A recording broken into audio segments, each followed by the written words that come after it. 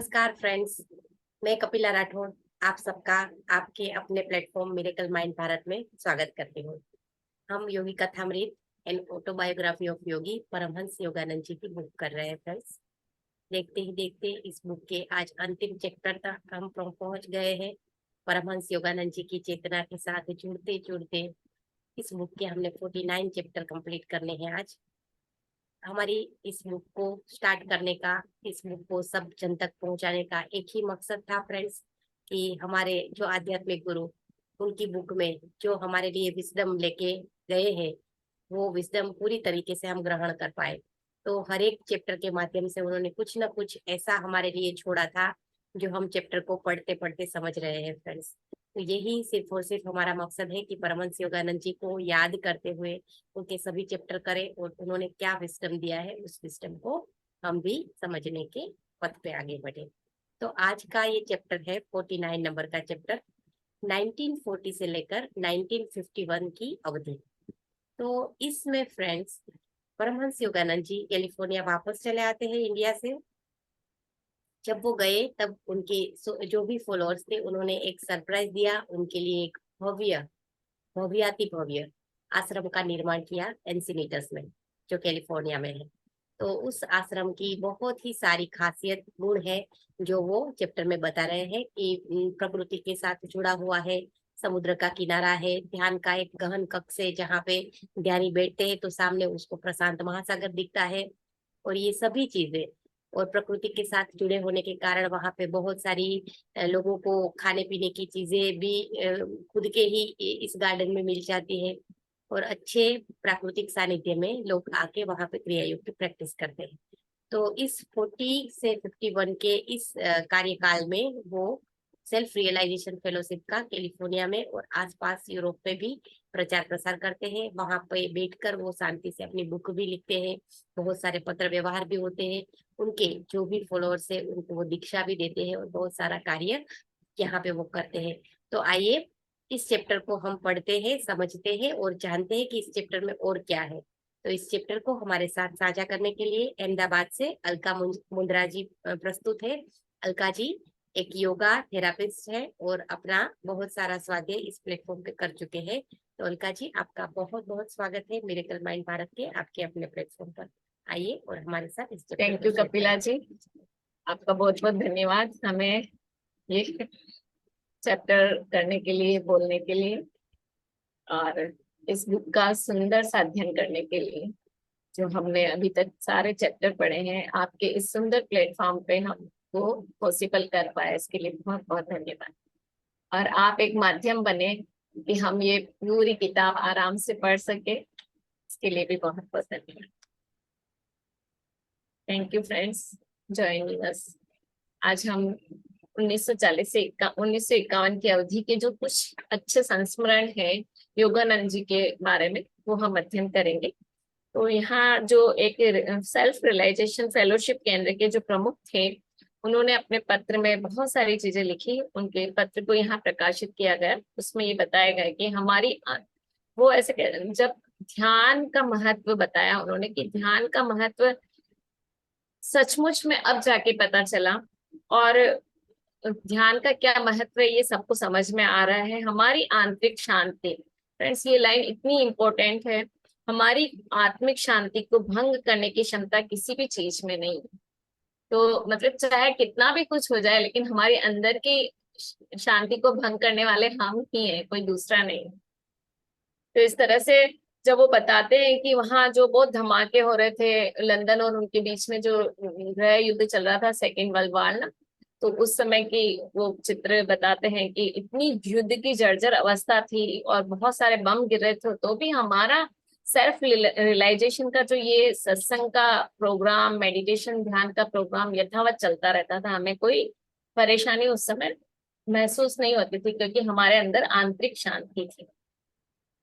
London के wisdom of the east series के प्रख्यात संपादक डॉक्टर एल क्रैनबर्ग बिंग ने 1942 में अपने पत्र में लिखा था कि जो ईस्ट वेस्ट पत्रिका थी उनके नाम से, और उसमें उन्होंने दो विभिन्न जगतों के निवास कर रहे हैं, मतलब ऐसे लोगों को बताया। उन्होंने एक्सप्लेन किया कि लोग ऐसे दो विभिन्न क्षेत्र में ऐसे निवास कर रहे हो, जैसे पूर्व और पश्चिम।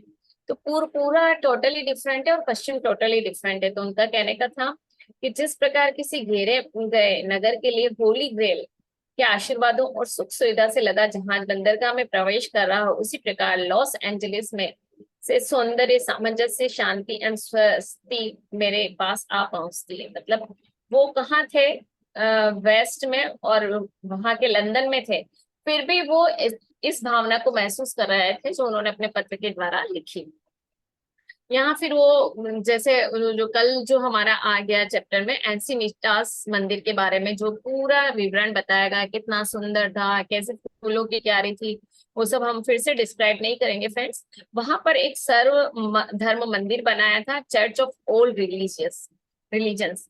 तो वहाँ हमेशा वो पूरे मतलब जैसे वर्ल्ड के लोगों के हिसाब से बनाया हुआ मंदिर था कि सारे धर्म वाले वहां एक हो रहे हैं इस भावना के साथ।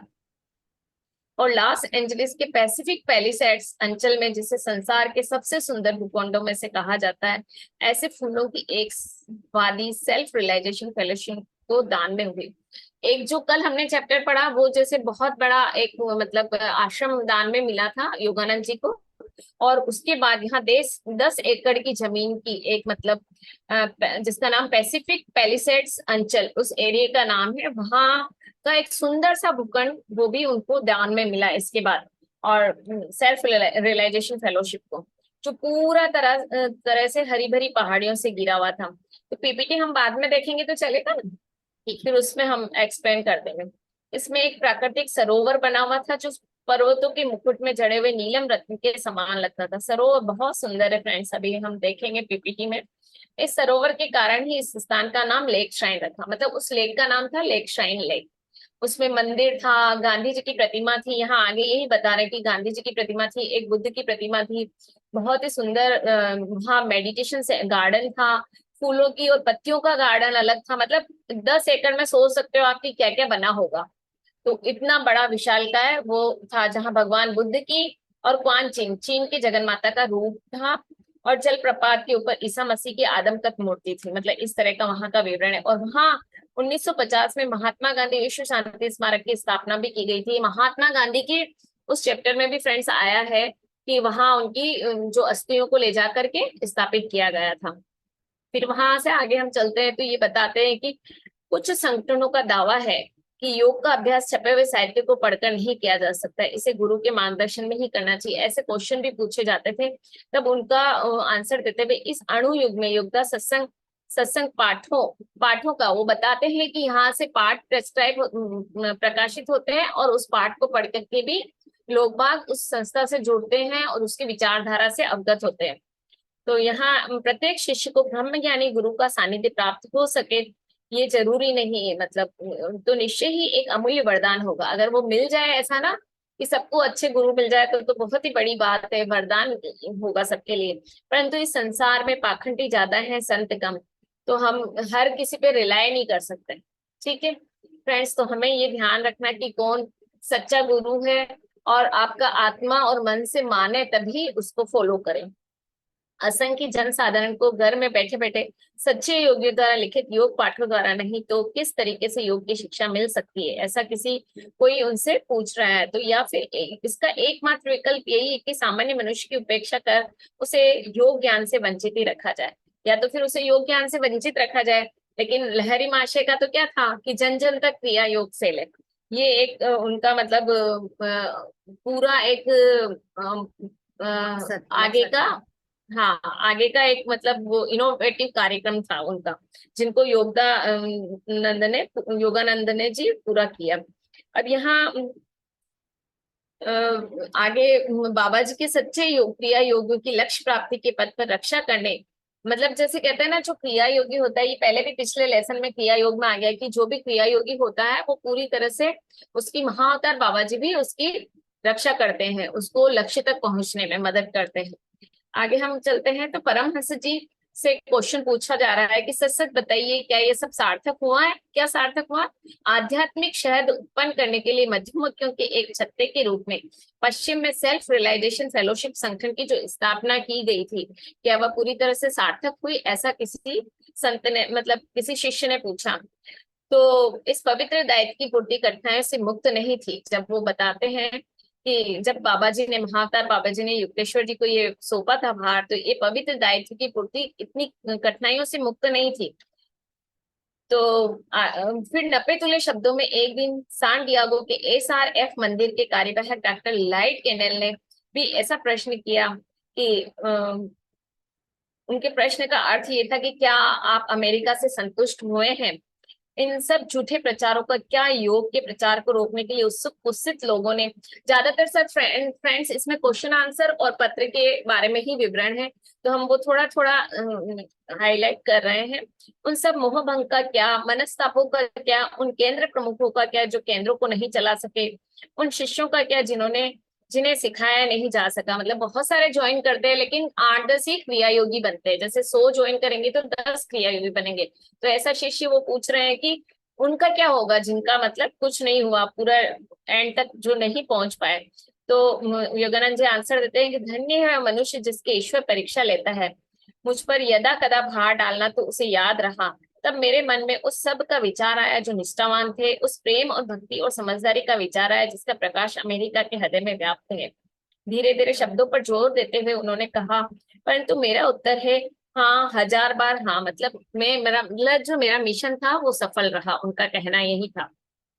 पूर्व और पश्चिम को एकमात्र स्थायी बंधन में, आध्यात्मिक बंधन में बनकर एक दूसरे के करीब आए देखने का मेरा जो स्वप्न था, मेरी कल्पना से भी अधिक साकार हुआ। उनको ये उनकी कल्पना से भी आगे अच्छा लगा।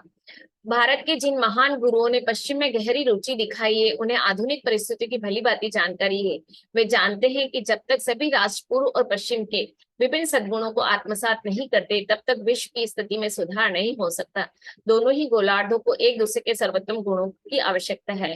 क्या आवश्यकता है, ये हमने पिछले लेसन में पढ़ा है कि पूर्व से हमें आध्यात्म विज्ञान सीखना है और पश्चिम से हमें भौतिकता की कुछ एडवांस टेक्नोलॉजी सीखनी है। तभी हम एक तरह से सामंजस्य ला सकते हैं। अपने विश्व भ्रमण में मुझे बहुत कुछ दिखाई दिया। मतलब उन्होंने इतने दुख देखे विश्व भ्रमण जब किया, तब पूर्व में दुख मुख्यतः भौतिक स्वरूप का था, उनका कहना है। पश्चिम में मुख्यतः मानसिक और आध्यात्मिक स्वरूप का था। पश्चिम के लोग एडवांस है लेकिन वहां आध्यात्मिकता इतनी नहीं है फ्रेंड्स। तो वो ये बता रहे हैं इस चीज को। सभी राष्ट्र असंतुलित सामाजिक अवस्था के दुखप्रद परिणाम अनुभव कर रहे हैं। भारत तथा अन्य अनेक पूर्वी देश अमेरिका जैसे पाश्चात्य देशों की भौतिक कार्यक्षमता एवं व्यावहारिकता को सीखकर लाभान्वित हो सकते हैं। दूसरी ओर पश्चात लोगों को जीवन में आध्यात्मिक आधार को अधिक तरह से समझना आवश्यक है। यहाँ ऐसे बताया है जो हमने पहले एक्सप्लेन किया, जिन्हें भारत ने प्राचीन काल में मनुष्य के ईश्वर के संपर्क के लिए विकसित किया था। सर्वांगपूर्ण सभ्यता का आदर्श केवल कल्पना नहीं है। सर्वांगपूर्ण सभ्यता एक कल्पना मात्र नहीं है, उसे हम साकार रूप भी दे सकते हैं। हजारों वर्षों तक भारत आध्यात्मिक ज्ञान एवं भौतिक समृद्धि का देश रहा है। फ्रेंड्स, इस चैप्टर में सबसे ज्यादा योगानंद जी ने भारत की तारीफ की, भारत के अध्यात्म की तारीफ की, और जगह जगह उनका एक ही है कि भारत का जो विकास था वो सबसे पहले प्राचीन है, वहीं से सभ्यता आगे गई। बहुत सारे अभी बीच बीच में सुनने में आते थे कि भाई वहां की सभ्यता, आर्य लोग भारत में आए और फिर उसके बाद विकास हुआ, यूरोप से आर्य आए। लेकिन ऐसा नहीं था फ्रेंड्स। हमारे यहाँ से जो भारत देश से गए थे और वो वहां पे उन्होंने अध्यात्म को प्रसार किया, और फिर ऐसा लगा वो सिमिलरिटी आई, जिन्होंने इसको प्रसार किया वहां जो सिमिलरिटी आई, उससे ऐसा लगा लोगों को कि वो मतलब ये भारत नहीं है, और भारत में वहां से गए हैं लोग, आर्य लोग, और फिर वहां भारत में डेवलपमेंट हुआ। लेकिन इस चैप्टर में पूरा उन्होंने इसी बात को, नीचे है ना जो बारीक अक्षरों में लिखा, उसमें तो काफी कुछ प्रशंसाएं उन्होंने लिखी भारत की। प्रचुरता चाहे वह भौतिक हो या आध्यात्मिक, रीत के सृष्टि नियम अर्थात स्वाभाविक सदाचरण की सहज अभिव्यक्ति है।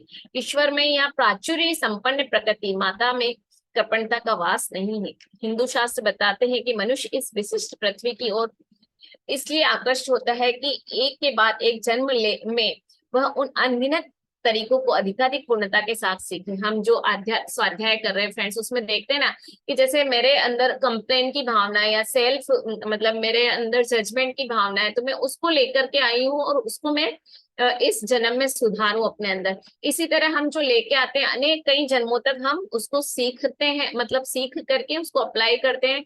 फिर से कोई भावना रह जाती है तो फिर से हम जन्म लेते हैं, फिर से उसको हटाते हैं। इस तरह से कई जन्मों के बाद हमारा आध्यात्मिक उन्नति होती है और हम उस परम सत्ता को प्राप्त कर पाते हैं। पूर्व और पश्चिम अलग अलग तरीकों से इस महान सत्य को सीख रहे हैं। मतलब योगानंद जी कहते हैं कि सभी सीख रहे हैं यही चीज। ईश्वर की पृथ्वीवासी संतानें दारिद्र्य, रोग और आत्मा के अज्ञान से मुक्त विश्व सभ्यता को स्थापित करने के लिए प्रयत्न करती है, तो ईश्वर को इसमें अत्यंत प्रसन्नता होती है। मतलब ईश्वर को कहाँ प्रसन्नता होती, वो इसमें बताया है कि पृथ्वीवासी संतानें इन सबको छोड़ के आत्मा के विकास में जब लग जाती है तो प्रभु बहुत प्रसन्न होते हैं।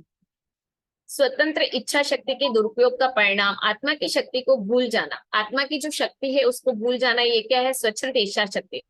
सबकी क्या कहते हैं, फ्री विल है फ्रेंड्स। तो फ्री विल अगर आप दुरुपयोग करते हैं फिर फ्री विल का, तो आप उस चीज को हासिल नहीं कर पाएंगे, उसका परिणाम कुछ अन्य होगा। और अगर आप फिर फ्री विल को उपयोग नहीं करते हैं, फ्री विल का अध्यात्म में आत्मा को जानने में उपयोग करते हैं, तो आप उन्नति करेंगे। तो इस प्रकार अन्य सभी दुखों का मूल कारण समाज के नाम को बुराइयां मत दी जाती है। दुखों के मूल कारण में ऐसा बोल दिया जाता है कि समाज ऐसा है, समाज वैसा है, ऐसा है ना। लेकिन हमें वस्तुतः प्रत्येक मनुष्य को दोषी पाया जा सकता है। उसमें देखें तो राम राज्य पहले प्रत्येक हृदय में प्रकट होना चाहिए। योगानंद जी कहते हैं कि राम राज्य जो हम कहते हैं ना, राम के राज्य में सभी सुखी थे, तो वो हृदय में प्रकट होना चाहिए, फिर वो समाज में आएगा। हम क्या करते हैं, जो मतलब ज्यादातर जो कंप्लेन के मूड में रहते हैं वो क्या सोचते हैं, हम भी पहले ऐसे ही सोचते थे फ्रेंड्स। पूरा गलत बात नहीं है कि नहीं वो गलत है, वो ऐसा है, वो वैसा है, लेकिन हम दूसरों के हृदय को देख रहे थे, हम अपने हृदय को नहीं देख रहे थे। तो हमें अपने हृदय को देखना है। यहाँ योगानंद जी ये कह रहे हैं, जो मनुष्य अपने आप को सुधार लेगा वह हजारों को सुधार लेगा। कितनी अच्छी बात कही है कि अपने आप को सुधारो, बस अपने आप को देखो। काल की कसौटी पर खरे उतरे विश्व के सभी धर्मशास्त्रों का सार एक ही है।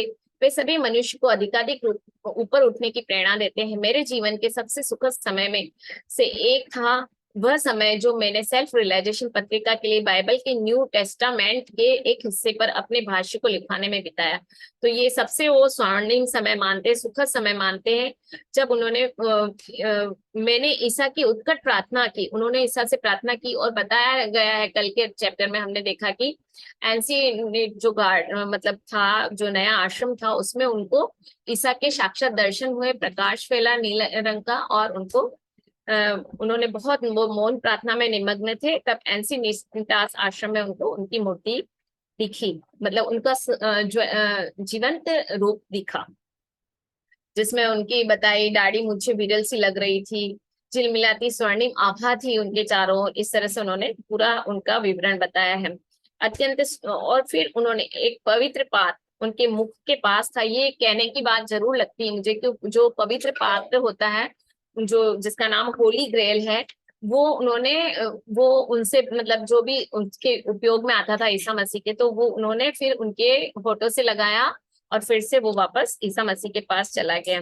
ये एक मतलब उनको आशीर्वाद मिला योगानंद जी को ईसा मसीह का।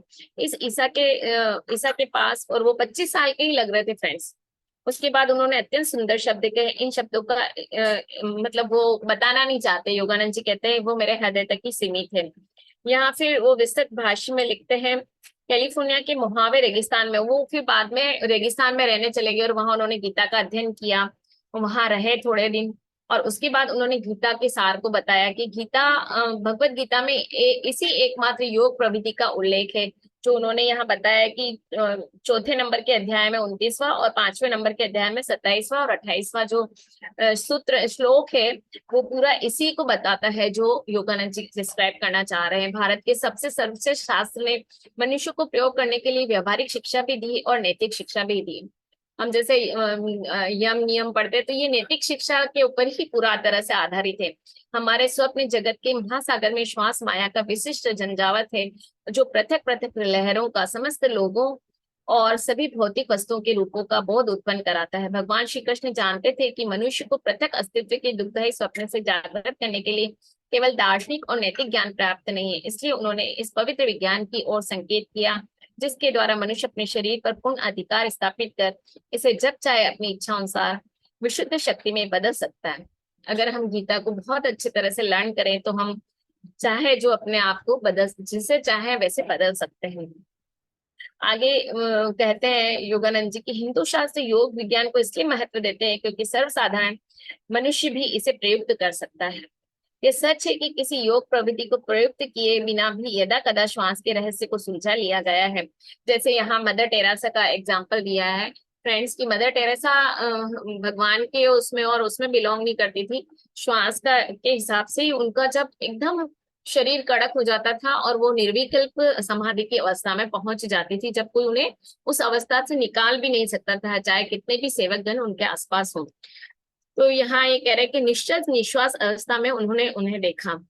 कोई भी संत निर्विकल्प या सर्वोच्च समाधि में पहुंच जाता है तब वह अखंड रूप से ईश्वर में प्रतिष्ठित हो जाता है। फ्रेंड्स ऐसा बता रहे हैं, निर्विकल्प समाधि सबसे highest ultimate post of the आध्यात्मिक स्पिरिचुअल ग्रोथ, जहाँ कोई भी आपका मैं भी नहीं रहता, वो निर्विकल्प समाधि है। 17वीं शताब्दी के ईसाई संत ब्रदर लॉरेंस ने कहा कि उन्हें ईश्वरानुभूति की प्रथम झांकी एक वृक्ष के दर्शन से प्राप्त हुई। एक वृक्ष को देखने के बाद उन्हें ईश्वर को अनुभव किया। प्राय सभी लोगों ने वृक्ष को देखा है, परंतु दुर्दैव बहुत से कम लोग उसे वृक्ष के सृष्टा को देख पाए हैं। वृक्ष के अंदर भी परमात्मा निवास करते हैं, उसे बहुत कम जने देख पाए। अधिकांश लोग भक्ति की उन दूरधर शक्तियों को किसी भी प्रकार नहीं जगा सकते जो सभी धर्मों में पाए जाने वाले कुछ एकांती साधुओं में सहज ही रहती है, चाहे वे पूर्व के हो या पश्चिम के। किंतु इसका मतलब यह नहीं कि साधारण मनुष्य इसके लिए इष्ट संपर्क की कोई संभावना ही नहीं है। अपने आत्मस्वरूप की स्मृति को पुनः जगाने के लिए उसे केवल इतना ही करने की आवश्यकता है कि वह क्रिया योग का अभ्यास करे। तो फ्रेंड्स यहाँ क्रिया योग की महत्वता को बताया गया है। यम नियम का पालन करें, उससे सच्चे अंतःकरण से वह यह कहने की क्षमता हो, प्रभु मैं आपके दर्शन के लिए तड़प रहा हूँ। मतलब इतना वो पहुंच जाए तो उसे निश्चित रूप से वो क्रिया योग को सिद्ध कर लेगा।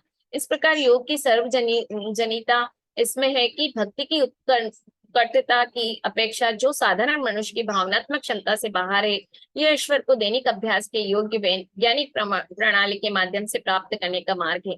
भारत की कुछ महान जैन गुरुओं को तीर्थंकर कहा जाता है क्योंकि वे वह रास्ता दिखाते हैं जिससे होकर हतबल मानव जाति, जो मतलब हतबल यानी जो परेशान हो गई है अपने रोगों से या मन के दोषों से, तो वो हतबल हो गई, मतलब उनका बल क्षीण हो गया है।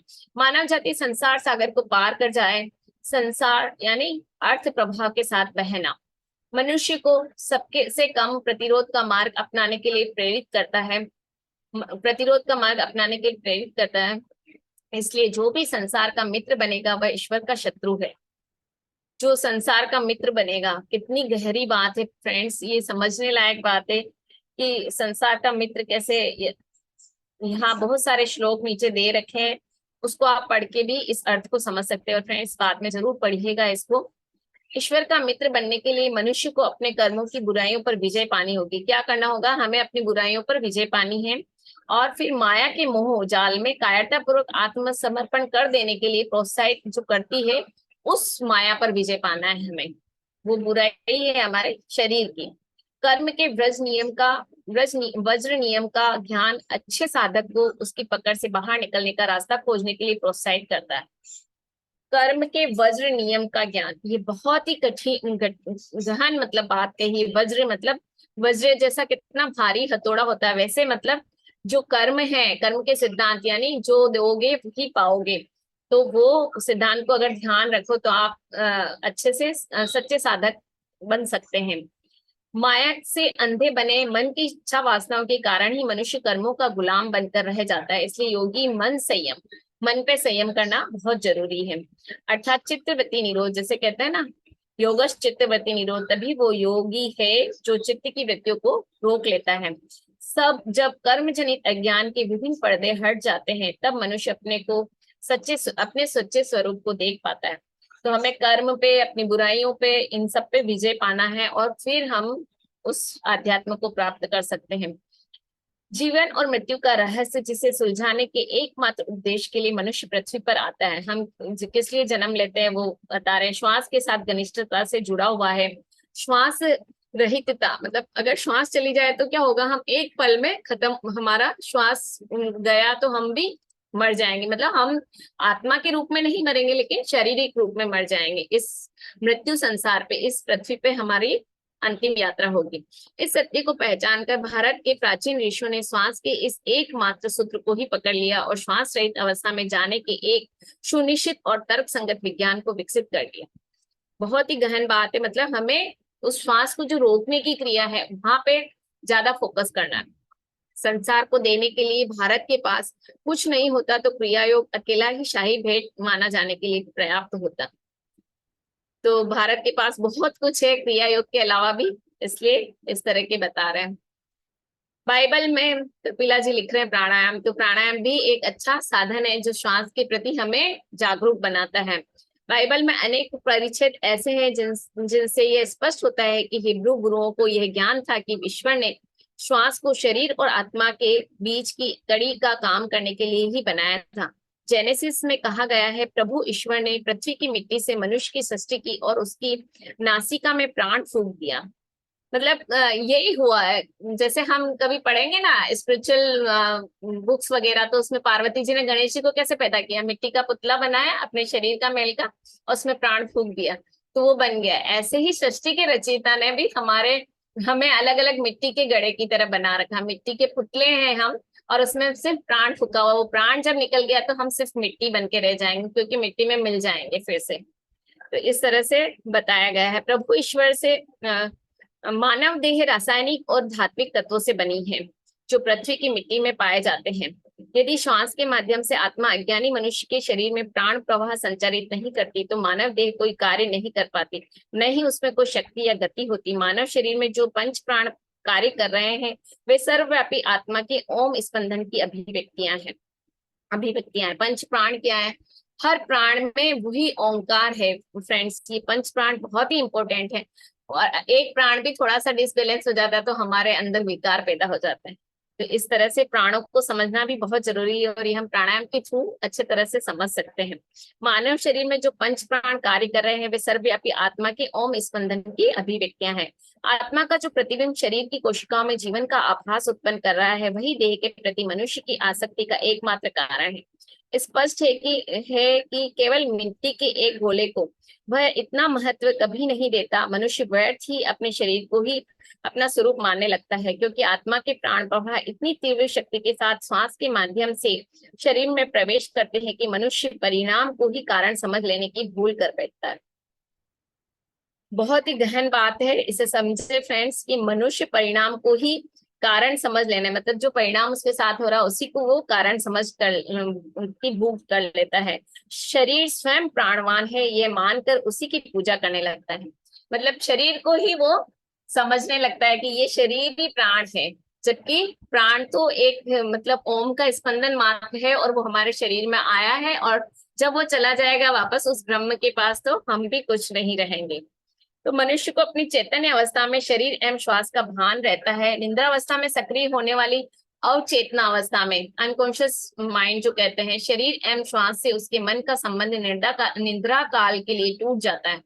तो ये सब बताते ही हम रोज स्वाध्याय करते हैं तो उसमें पता है कि हम निद्रा की अवस्था में जाते हैं तो हमारा शरीर से संबंध टूट जाता है, हम कोई अस्त्र ट्रैवल करके भी आ जाते हैं और फिर से अपने शरीर में आ जाते हैं। अति चेतन अवस्था में वह इस भ्रम से मुक्त हो जाता है। बहुत जब कॉन्शियस लेवल उसका बढ़ जाता है तो वो और मतलब उसका अस्तित्व शरीर और श्वास पर निर्भर है। इस भ्रम से वो मुक्त हो जाता है कि वो शरीर और श्वास पे निर्भर है। ठीक है ना फ्रेंड्स? तो ईश्वर श्वास के बिना ही रहता है, तो ब्रह्म को तो श्वास की कोई जरूरत नहीं है। हम हैं जो इस पृथ्वी पे रहने के लिए हमें श्वास की जरूरत है। ब्रह्म के लिए वो एक एनर्जी है, एनर्जी फॉर्म में ही रहती है। उसकी प्रतिमूर्ति स्वरूप बनी आत्मा को श्वास रहित अवस्था में ही प्रथम बार अपने स्वरूप का ज्ञान होता है। जब आत्मा के विकास को गति देने वाले कर्मों के कारण शरीर और आत्मा के बीच की श्वास की कड़ी टूट जाती है तब अकस्मात अवस्था परिवर्तन हो जाता है। मतलब उससे जिसे मृत्यु कहते हैं, शरीर की मृत्यु। शरीर कोशिकाएं अपनी प्राकृतिक शक्तिहीनता की अवस्था में वापस चली जाती है, परंतु क्रिया योगी की श्वास कड़ी कर्म संयोग के क्रूर हस्तक्षेप से नहीं बल्कि वैज्ञानिक ज्ञान द्वारा उसकी इच्छा से टूटती है। मतलब जो क्रिया योगी है वो चाहे जितने दिन यहाँ रह सकता है, चाहे जितने दिन जीवन को यापन कर सकता है, ऐसा मैं समझी हूँ जहां तक, क्योंकि यहाँ बता रहे हैं कि श्वास की कड़ी उनके कर्म संयोग के पूर्व हस्तक्षेप से नहीं बल्कि उनकी इच्छा शक्ति से, जब वो चाहे। जैसे भीष्म पितामह थे ना, भीष्म पितामह को क्या था कि वो अपनी इच्छा से ही मरेंगे या जिएंगे, मतलब उनकी इच्छा होगी तभी वो यहाँ से जा सकते हैं। वैसा मतलब सब क्रिया योगी के बारे में कहा गया है। प्रत्यक्ष अनुभव द्वारा योगी को पहले से ही अपने अशरीरी मूल अवस्था का ज्ञान रहता है और उसे मृत्यु के इस कुछ ज्यादा ही नुकीले संकेत की आवश्यकता नहीं रहती कि मनुष्य के लिए स्थूल शरीर पर भरोसा करना अच्छा नहीं होगा। मतलब कितनी अच्छी बात कही है। जन्म पर जन्म प्रत्येक मृत्यु अपने पूर्ण देवत्व की ओर प्रगति अपनी ही गति से, चाहे वह कितना ही अस्थिर या दिशाहीन क्यों न हो, करता जाता है। प्रकृति के इस मार्ग में मृत्यु कोई बाधा नहीं बनती, बल्कि वह तो मनुष्य को अपना मेल धोकर निर्मल बनने के लिए सूक्ष्म जगत का अधिक अनुकूल वातावरण प्रदान करती है। अपने मन को अशांत मत होने दो।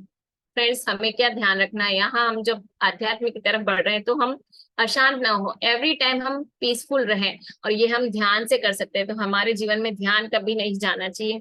मेरे पिता के घर में अनेक हवेलियां हैं। ये तो हो नहीं सकता कि इस विश्व की रचना करने में भगवान ने अपनी सारी प्रतिभा खत्म कर दी और अब परलोक में हमारा कौतूहल जगाने के लिए उसके पास वीणा झंकार के अलावा कुछ नहीं बचा।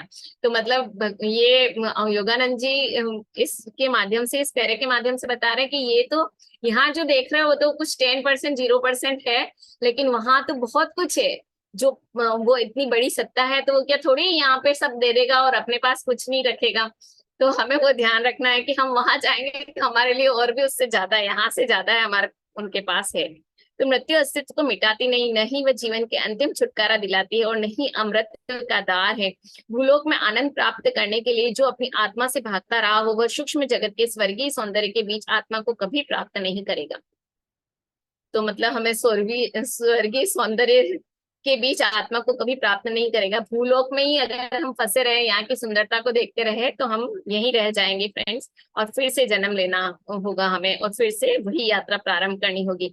वहां पर केवल सूक्ष्मतर अनुभूतियों को, सुंदरता एवं अच्छाई जो एक ही है के प्रति अधिक भावुक प्रतिक्रियाओं को जमा करता जाता है। संघर्षरत मनुष्य को इस स्थूल जगत के एरन पर ही प्रहार पर प्रहार करके अपने आध्यात्मिक स्वरूप के अनश्वर स्वर्ण को प्राप्त करना होगा। ये बता रहे कैसे हम अनश्वर स्वर्ण को प्राप्त कर सकते हैं जो कभी खत्म ना हो। इस कष्टार्जित स्वर्ण को हाथ में लेकर जो लालची मृत्यु के लिए एकमात्र स्वीकार्य भेंट है, मनुष्य जन्म मृत्यु के फेरे से अंतिम मुक्ति पा लेता है। तो हमें जो एकमात्र जो भेंट है उसे पाना है फ्रेंड्स। अनेक वर्षों तक मैंने एनसीनिटास तथा लॉस एंजलिस में पतंजलि के योग सूत्र और हिंदू दर्शन के अन्य गहन ग्रंथों पर शिक्षा वर्ग चलाया। उन्होंने मतलब बहुत सारे इन दोनों जो अध्याय थे, जो शास्त्र हैं भारतीय शास्त्र, उनके ऊपर भी उन्होंने बहुत सारे शिक्षा वर्ग चलाए थे। मतलब वहाँ बच्चों को और बड़ों को, शिष्यों को शिक्षा दी जाती थी। एक दिन एक शिक्षा वर्ग में एक विद्यार्थी ने उनसे पूछा, ईश्वर ने आत्मा और शरीर को एक साथ जोड़ा ही क्यों? मतलब प्रश्न तो सबके रेज होते हैं, तो बहुत ही अच्छा प्रश्न है। सृष्टि के इस विकासशील नाटक को शुरू करने में उसका क्या उद्देश्य था? अन्य असंख्य लोगों ने ऐसे प्रश्न उठाए। इसका जब हम वो भगवत गीता पढ़ते हैं ना, तो भी यही बताते हैं कि सृष्टि की रचना क्यों हुई।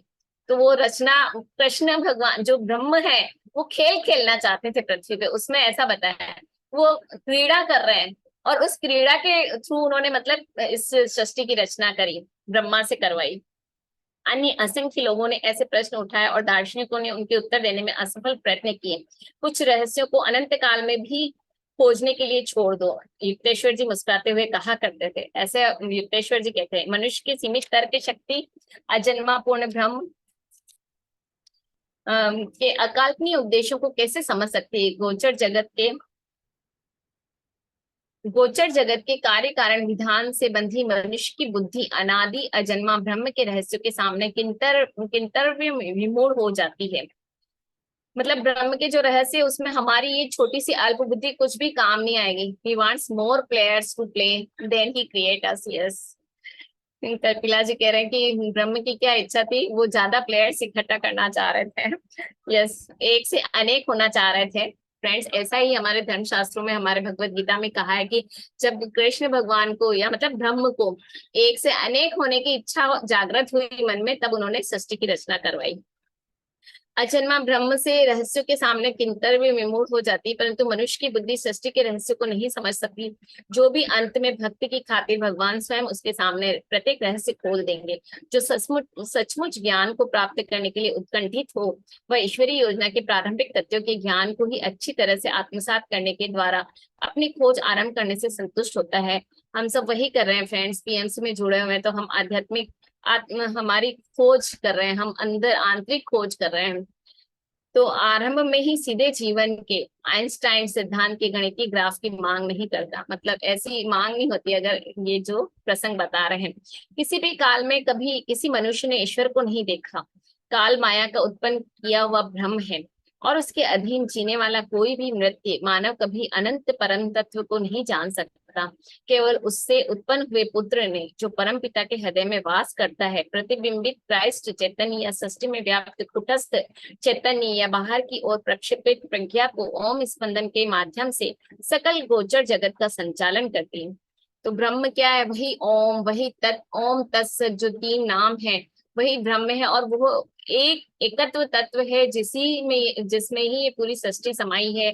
तो यहाँ पे यही कह रहा है कि कोई भी आज दिन तक उसको देख नहीं पाया है अपनी इन आंखों से, लेकिन अगर वो उनके पुत्रों को देख सकता है, जैसे हम शिव से मिलते हैं, कृष्ण से मिलते हैं ध्यान में, या हम हायर मास्टर से मिलते हैं, तो वो ये यहाँ पे आई थिंक ये बता रहे हैं। एकता की विभिन्नता को प्रदर्शित करने के लिए असृष्ट परम ब्रह्म की गहराइयों से यह हृदय के बाहर निकलती है, परमात्मा के अस्तित्व की घोषणा की है, आकार धारण किया या उसे प्रकट किया, ऐसा मतलब अस्तित्व का बताया।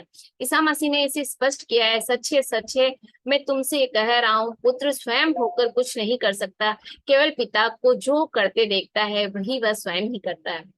मतलब हम यहाँ संसार में भी देखते हैं ना कि बच्चों को दोषी नहीं मान सकते हम, जो वो फैमिली में देखता है वही करता है, जैसे पिता को देखता है वही पुत्र में आती, वही लाइफ स्टाइल आती, वही नेचर आता है। बहुत सारे टाइम कुछ एक अपवाद जो ऐसे हुए हैं कि भाई जो अपनी आत्मा का उद्धार करने के लिए आया, तो वो ठीक है, वो हो सकता है पिता को सिखाए, लेकिन जनरली ये होता है कि पिता की एक वो मतलब छवि होते हैं। इसी तरह हम भी फ्रेंड्स उस तत्व परमात्मा ब्रह्म की छवि मात्र हैं। यहाँ यही बताया जा रहा है। गोचर जगत में व्याप्त परम ब्रह्म की त्रिगुणात्मक प्रकृति का हिंदू शास्त्रों ने सृष्टि स्थिति और लय के प्रतीक ब्रह्मा विष्णु और शिव के रूप में वर्णन किया है, जो भगवत गीता में और हम शास्त्रों में पढ़ते हैं। इन तीनों के त्रिविध कार्य समस्त स्पंदात्मक सृष्टि में निरंतर चलते रहते हैं। जो उस सत्ता ने एक से अनेक होने के लिए जब कोशिश करी, तो तीन सृष्टि के तीन व्यक्तियों को काम सौंपा, जैसे ब्रह्मा विष्णु और महेश का नाम दिया जाता है। ये नाम है, ये उपमा है, कोई व्यक्ति विशेष की बात नहीं है। जो वो काम करता है वो ब्रह्मा है, जो संहार का काम करता है वो शिव है, जो पालन का काम करता है वो विष्णु है। तो पूर्ण ब्रह्म या निर्गुण ब्रह्म मनुष्य की कल्पना शक्ति से परे है। अतः धार्मिक प्रवृत्ति के हिंदू इस त्रिमूर्ति के पवित्र रूप में उसकी पूजा करते हैं। तो हम क्या होता है ना, कोई फॉर्म बना लेते हैं, ठीक है, हम अध्यात्म की ओर बढ़ रहे हैं, तो हम अब जान गए हैं कि वो एक मतलब एक चेतना मात्र है, एक एनर्जी मात्र है, और उसका एनर्जी का रूप चाहे जैसा आप अपने मन में छवि बना सकते हैं। लेकिन जो बिल्कुल इसमें नहीं आए उनके लिए वो एक तरह से एक सहारा हो जाता है आध्यात्म को की तरफ और बढ़ने का। हम भी फ्रेंड्स उसी से धीरे धीरे इधर की तरफ बढ़े हैं, थोड़ा सा आगे की तरफ बढ़े हैं। तो कोई ऐसा नहीं है कि उनको भी, मीरा तो कृष्ण की मूर्ति लेके ही घूमती थी, फिर भी वो उससे मतलब उसने उसमें ब्रह्म को देख लिया। तो ऐसा नहीं कि आप कैसे पा सकते हो, यह आपकी आंतरिक चेतना पे निर्भर करता है, आपकी आध्यात्मिक विकास पर निर्भर करता है कि आप कैसे किसको देखते हो, किस रूप में। हर मूर्ति में अगर हम ब्रह्म को देखें तो हम भी वही है,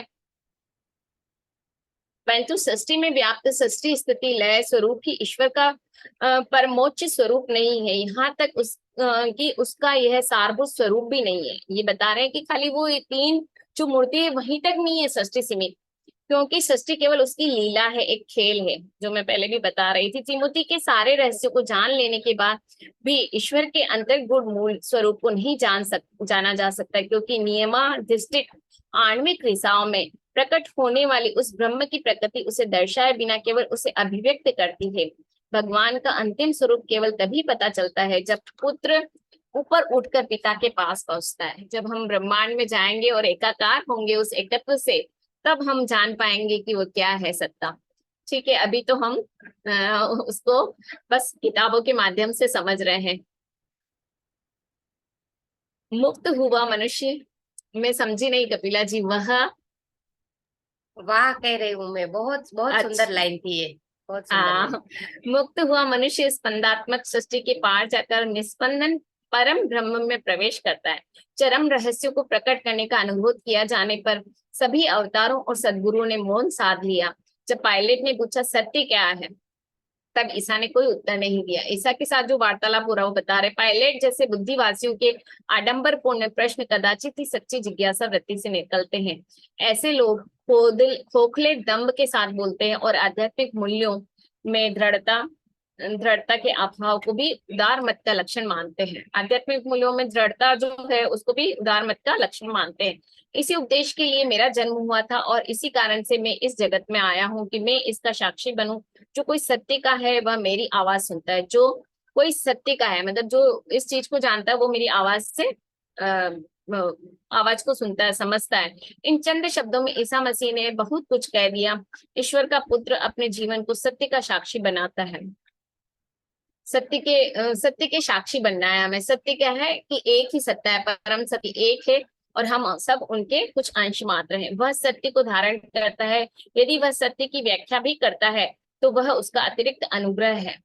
अगर वो व्याख्या भी कर रहा है तो वो अनुग्रह है उनका, उनके प्रति प्रीति है तो वो अलग अलग व्याख्या करते हैं। बहुत सारे संत ऋषि अलग अलग व्याख्या करते हैं, तो वो एक उनका अनुग्रह, उनके प्रति प्रीति है उस ब्रह्म के प्रति, तो वो अपने अपने हिसाब से उसको एक्सपांड करते हैं, उस नॉलेज को शेयर करते हैं। सत्य कोई सिद्धांत नहीं, नहीं वह दर्शन मात्र का कोई तत्व ज्ञान है और नहीं वह बौद्धिक अंतर्दृष्टि है। वह तो प्रत्यक्ष वास्तविकता के साथ तदनुरूपता है। मनुष्य के लिए आत्मा के रूप में अपने सच्चे स्वरूप का अटल ज्ञान ही सत्य है। तो ये फ्रेंड्स अंडरलाइन करने जैसा है। मनुष्य के लिए आत्मा के रूप में अपने सच्चे स्वरूप का अटल ज्ञान ही सत्य है।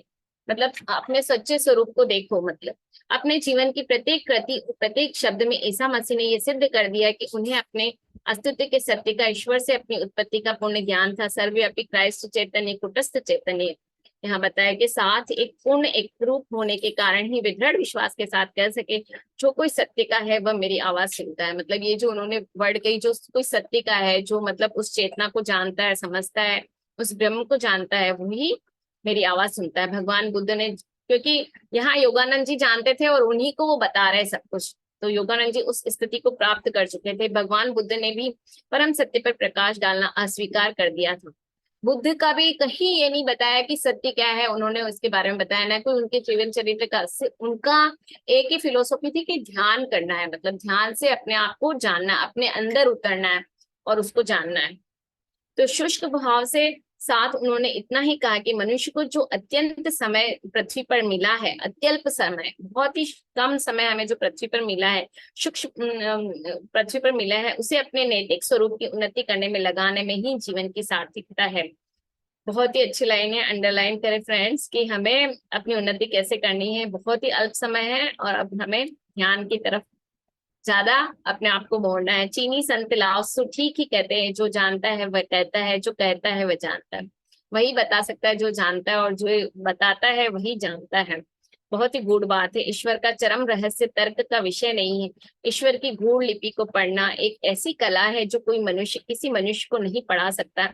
इस मामले में ईश्वर स्वयं ही एकमात्र गुरु होता है।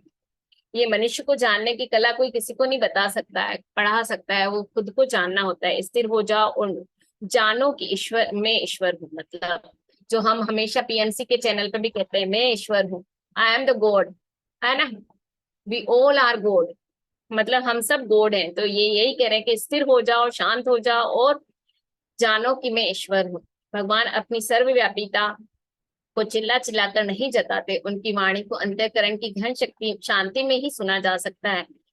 सारी सृष्टि में सृजनात्मक ओम स्पंदन के रूप में गूंजने वाला ब्रह्मनाद उनके साथ एक रूप होने वाले भक्त के हृदय में सुस्पष्ट वाणी के रूप में परिणित हो जाता है।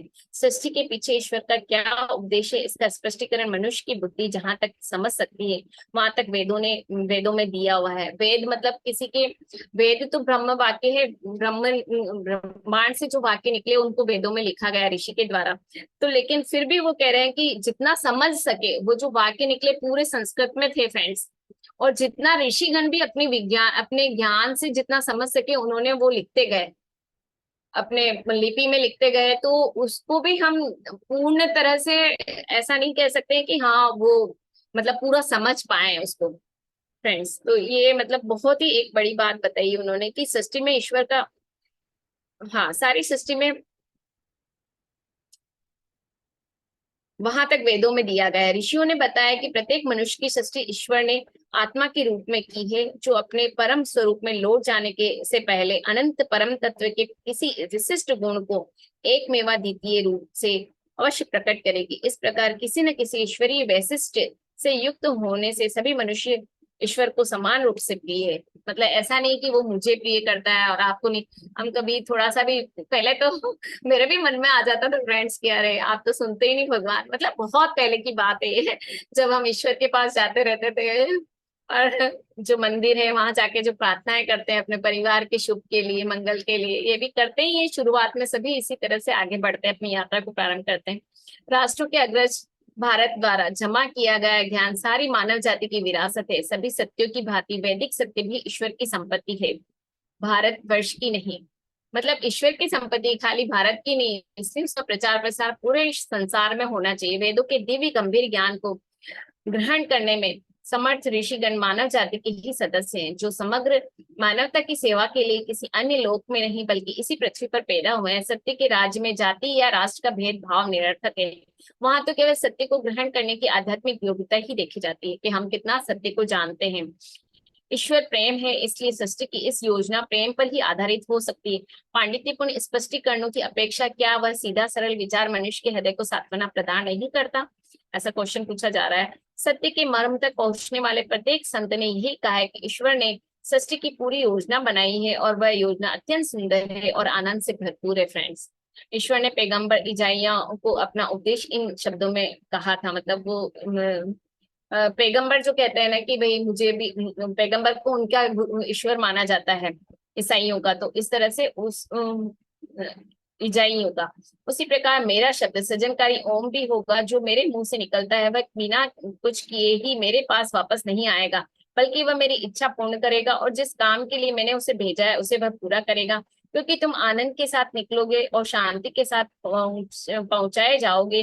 तुम्हारे आगे पहाड़ और पहाड़ियां आनंद के मारे खुशी के गीत गाएगी और मैदान के सब दृश्य ताल पकड़कर तालियां बजाएंगे। तो ये उनका ईसाइयों का जो ईश्वर के पैगंबर थे उनके शब्द हैं।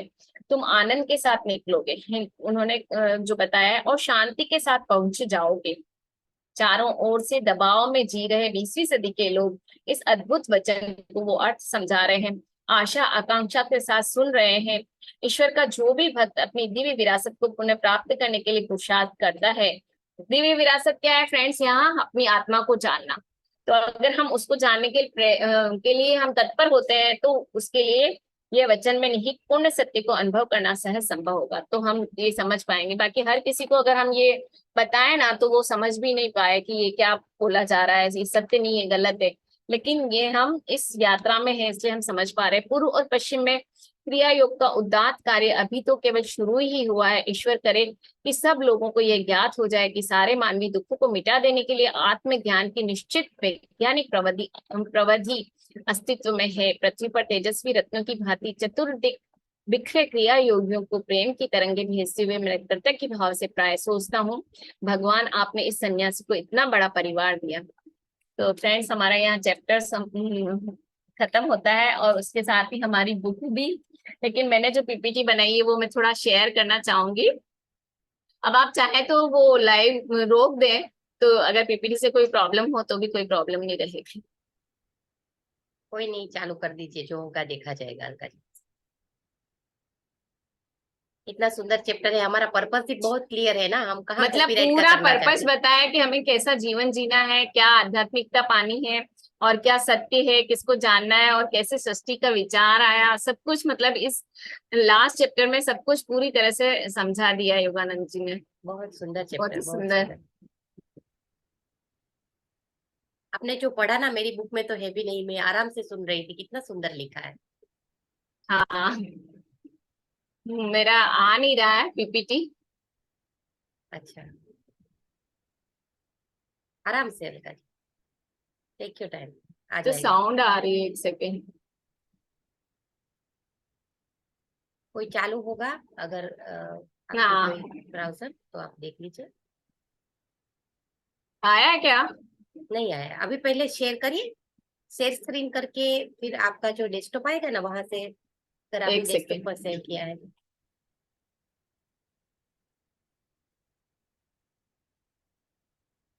इसमें क्यों नहीं दिखा रहा है? अच्छा। हमारा रिकॉर्डिंग चालू है, आप आराम से करिए।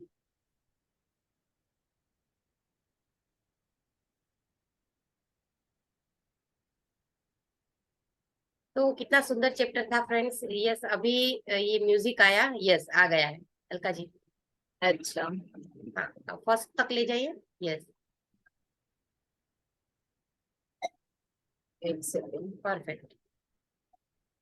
तो ये ध्यान का जो महत्व बताया है, तो मैंने एक पिक्चर ध्यान के लिए फ्रेंड्स, ताकि हम सब ध्यानी बने और ज्यादा ध्यान करें, और जो क्रिया योगी बनना चाहते हैं वो क्रिया योगी भी बने, जितना महत्व उसका बताया है।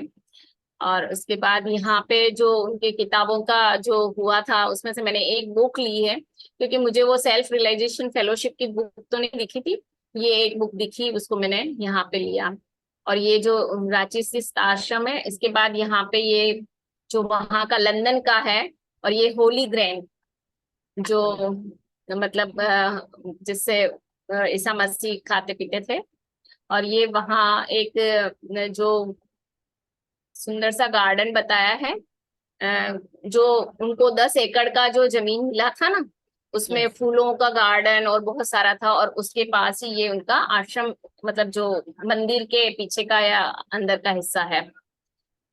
बहुत ही सुंदर था। और फिर ये जो चैप्टर में आया था फ्रेंड्स की पाश्चात्य और पूर्व की संस्कृति को मिलाना है, तो देखो ध्यान वहां पे भी कर रहे हैं, ये पाश्चात्य और ये पूर्व का, दोनों मैंने पिक्चर ली है फ्रेंड्स, ताकि हम उस चीज को समझे। और जो पाश्चात्य में होते हुए नीचे के पिक्चर में मतलब योगदा सत्संग सोसाइटी में भी दिवाली मनाई जाती थी, जो हमारा यहाँ का त्योहार है, वो वहां पे भी मनाया जाता है। यानी मतलब पूर्व और पश्चिम को मिलने की जरूरत है, जैसे मिलाया है योगानंद जी ने, उसके यस। बारे में थोड़ा मैंने विवरण लिया।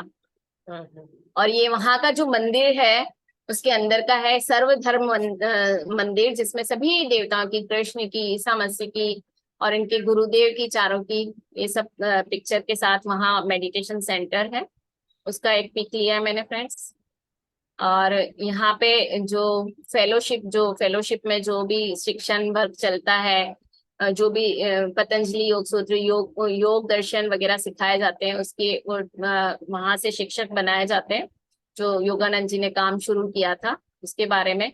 और ये बहुत ही सुंदर लेक, जो 10 एकड़ का जो उनको गार्डन मिला, उसके पास ही एक सुंदर लेक है, लेक इन लेक श्राइन नाम करके है। लेक सरोवर है, नीचे आप देख रहे होंगे, और ऊपर है उस गार्डन का पूरा चित्र, जहाँ फूलों की क्यारी बहुत ही सुंदर है। इसके इतने पिक्स थे फ्रेंड्स की, मुझे समझ में ही नहीं आया कि कैसे ले क्या ले, पर फैंसी नेचर्स का है। बहुत ही सुंदर है। मतलब ये नेचुरल लेक है फ्रेंड्स, नीचे जो देख रहे हो, लेक शाइन नाम है इसका। यस।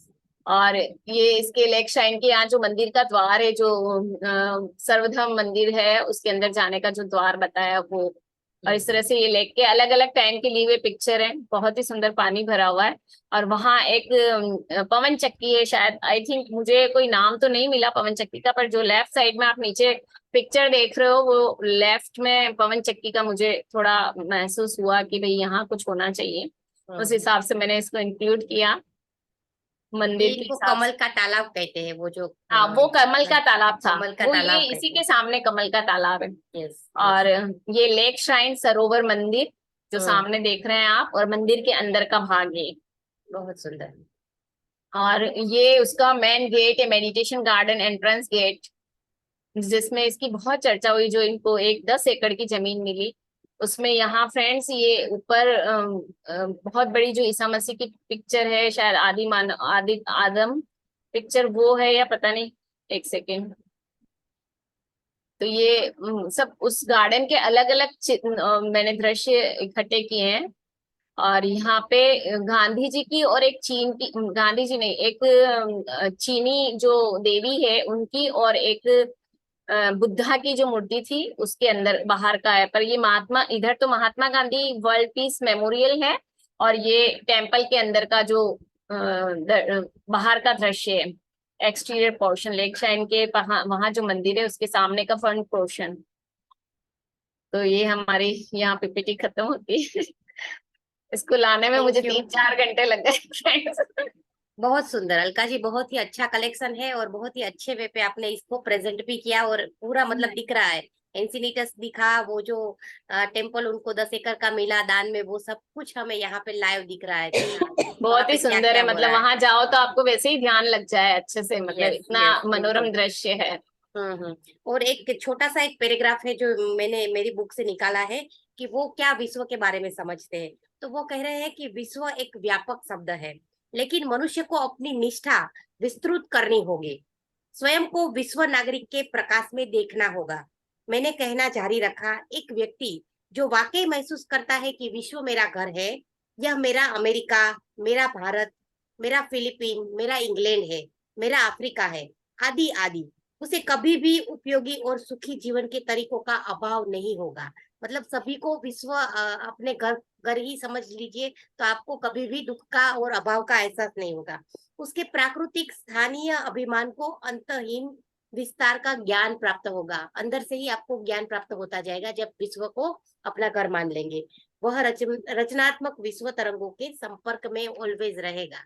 तो ये बहुत ही प्यारी बात उन्होंने करी कि विश्व मानव बन के ही हमें जीना चाहिए और सभी विश्व के लोगों में ही अपना घर समझ कर हर विश्व को अपने साथ ही चलाते रहना चाहिए।